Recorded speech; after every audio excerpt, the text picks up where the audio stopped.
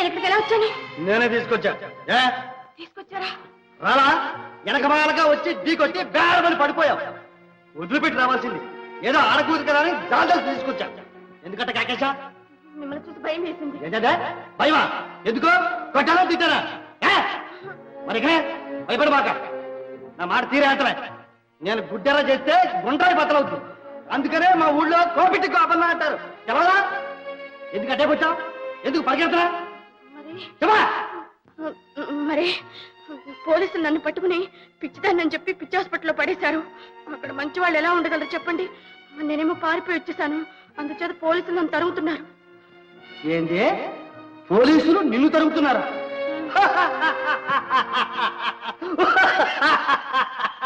పోలీసులు నిన్న తరివేది? అవునన్నే. పిచ్చిదానా, వాళ్ళు తరివేది నిన్ను కాదు నన్ను. మిమ్మల్ని? ఎందుకు? ఎందుకా? ఇవాళ తెల్లారగట్ట నేను ఒక కూలీ చేశాలే. మీరు కూలి కోడ్లా? ఏందే కూలీ కోడ్డా? నేను పుట్టకతోనే కూలీ కోడ్ని కాదు. ఈనాటి వరకు శమకు కూడా తెలిసి అపకారం చేయలేదు. కానీ డబ్బు ఎవరిది అన్యాయంగా ముట్టుకోలేదు. శమటోడిచి పనిచేస్తాను. నీతి కట్టుబడి బతుకుతాను. నాకు మనసు ఉంది, మమత ఉంది. మరైతే ఇంత ఘోరానికి ఎలా ఒడిగట్టారు? ఎట్టాగా పగ సాధించాం. నెత్తురుకు నెత్తురు, పేణానికి పేణం, తీయాలనుకున్నాను తీశాను. అంతే. నేనేంటి నువ్వు చేయబట్టుకొని? నీకు నా తమ్ముడు అంటే తమ్ముడు ఉంటే ఆడి మీదే పేణాలని పెట్టుకు పెంచితే నాకు ఈ లోకంలో ఆడు తప్ప ఎవరూ లేదు. నాకు చదువు లేదు, డబ్బు దశకం లేదు. నాకు ఉన్నదంతా నా తమ్ముడు. కళ్ళు తెరవని పసిగుడ్డుగా ఆడి నా చేతుల్లో పెట్టి మా పెద్దలు చచ్చిపోయాడు. అప్పటి నుంచి తల్లైనా తండ్రైనా నేనే అరిచేతుల్లో పెట్టుకు పెంచాను.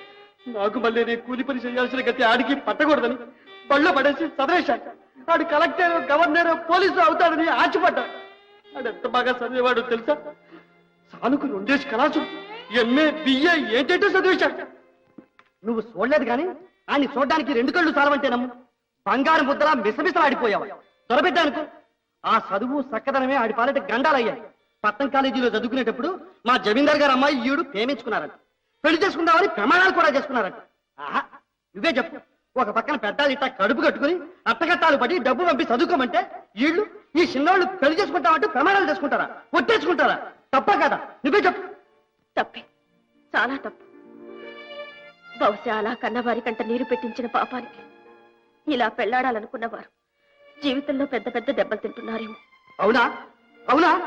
అట్టాంటి తప్పే చేయొద్దని నా తమ్ముడిని హెచ్చరించాను. ఆ అమ్మాయి జమీందారు బిడ్డ. మనం చూస్తే కాళ్ళ దగ్గర బతికేవాళ్ళం. అదేం జరిగే పని కాదు, వద్దురా అని చెవులు ఇల్లు కట్టుకుని పోరాడు. ఆడన్నాడు, అన్నా నీకు తెలవదు, చదువుకున్నాడు బట్టి గొప్ప పేద తేడాలు ఉండవు, నువ్వు ఊరుకో అన్నాడు. నాదే మట్టిపుర్రా, ఆడికి భయం చెప్పొచ్చా? ఏదో చదువుకున్నాడు చెప్పారు కదా అని సరే బాబు అన్నాడు. ఈ సంగతి నాకు తెలిసినట్టే జమీందారికి తెలిసింది. కూతుర్ని చెడామడా తిట్టి ఆ రాత్రికి రాత్రి వాళ్ళ బంధువుల అబ్బాయికి ఇచ్చి పెళ్లి చేయడానికి ఏర్పాటు చేశాడు. ఈ సంగతి మావాడికి తెలిసి అన్నింటికి పరిగెత్తాడు.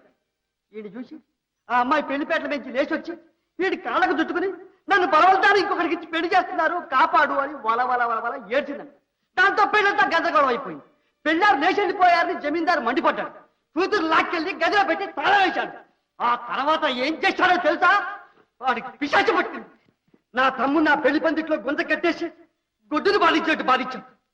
ఎలుగుడ్డులు లాంటి 4 మనుషులు చుట్టుముట్టి ఆ పసివాడిని చిత్రవద చేస్తా ఉంటే అదే విధంగా ఎదవలేకపోయాడు. అక్కడ ఈ కబురు నాకు పొలంలో ఉండగా తెలిసింది. అయ్యో భగవంతుడా, ఏంటి ఘోరమని పరిగెత్తాడు. నా రక్తం దారబోసి పెంచుకున్నాను.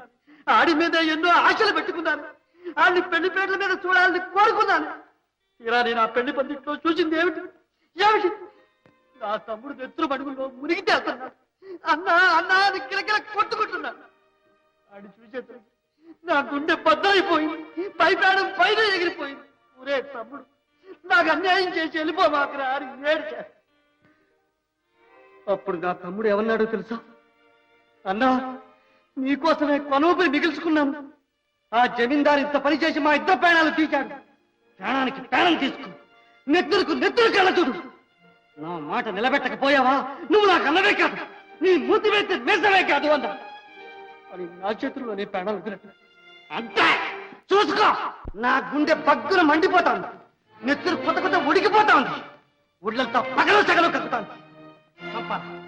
నా తమ్ముడి ప్రాణం తీసిన చిత్రాలు చేసి చంపాల అదొక్కటే నాకు తెలుసు. ఎక్కడ జమీందారు అంటే పరిగెత్తాను. అమ్మో వాడు తెలుగురాడు, అప్పటికే పారిపోయాడు. నేను వదులుతానా? ఆడి ఇల్లు తోట దొడ్డి కాలిచ్చాను. రాత్రి పగలనకుండా పరిగెత్తాను. దొరకరా, తెల్లారగట్ట దొరికాను. ఇక చూసుకో, కొట్టాను, గుడ్డేసి దాపులు పెట్టాను. దెబ్బతో పడిపోయాడు. కిసి తీరా పోతాను.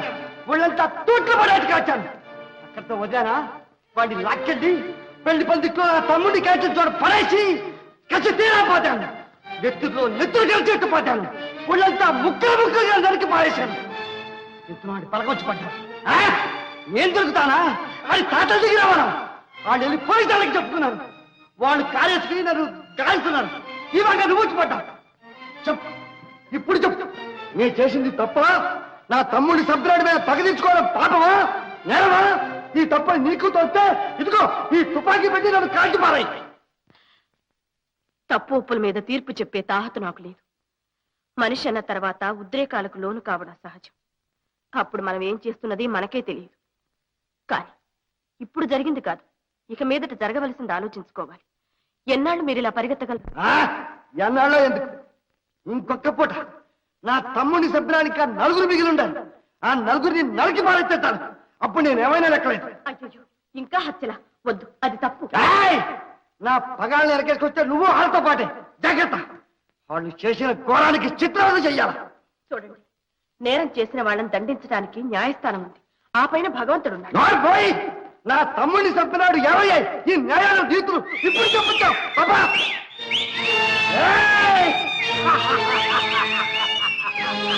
రంజా ఎదుగుందా? రంజా రంజే.